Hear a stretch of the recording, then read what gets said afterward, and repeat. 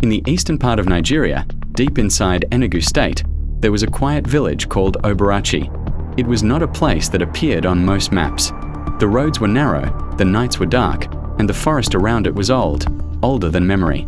At the edge of the village, there was a river that never dried, even in the harshest dry season. The elders said that the river was not ordinary.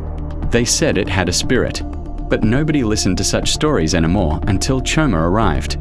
She came one morning, walking alone on the dusty road, wearing a simple dress, carrying a small bag.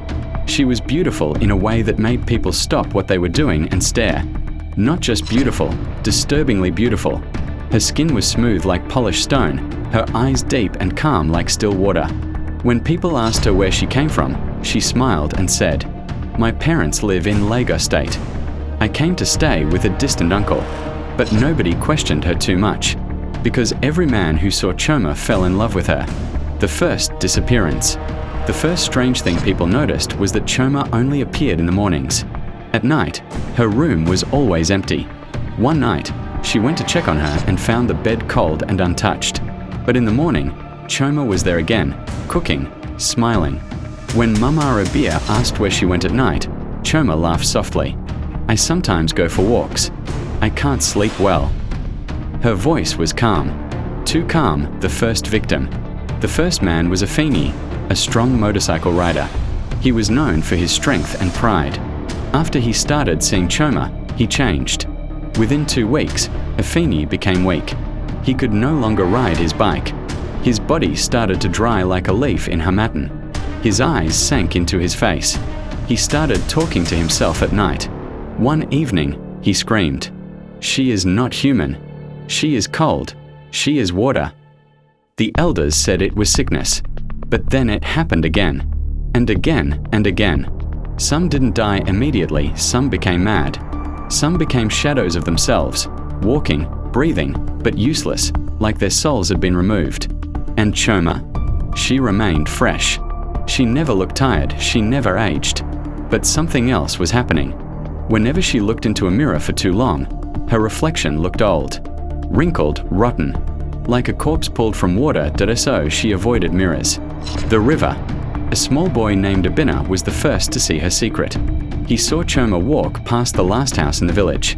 He saw her walk into the forest, and he saw her step into the river. But she did not sink, her body changed. Her legs melted into something dark and long. Her skin turned pale like moonlight underwater. Her hair floated like smoke. He fell sick for days. When he tried to talk, he only said, "She lives in the river." Nobody believed him. The truth of Obarachi. The oldest man in the village, Paro Kori, finally spoke.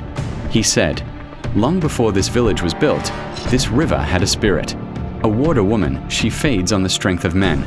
When she is hungry, she comes out in human form." The villagers laughed, until 5 men died. Choma turned. Her eyes were no longer human. That night, 2 more men died without wounds. The village went into fear. He listened and said, "She is bound to the river. If you cut her off from it, she becomes weak." The final night, they waited. When Choma came out in the morning, they pretended nothing was wrong. She tried to run. For the first time, she screamed. They poured charms, prayers, and fire around her. Her skin started to change. Her beauty fell like a broken mask. She became something else, something old. Something terrible. They tied her. She cried, she begged. She said, "I just want to live." But the river began to shake. The priest shouted, "Throw her back, or she will take the whole village with her." The sick ones slowly recovered. Obaracha slept again. The sweet ending. Years later, a small shrine was built near the river. Not for Choma, but for protection. And the village never forgot. Not everything beautiful is human.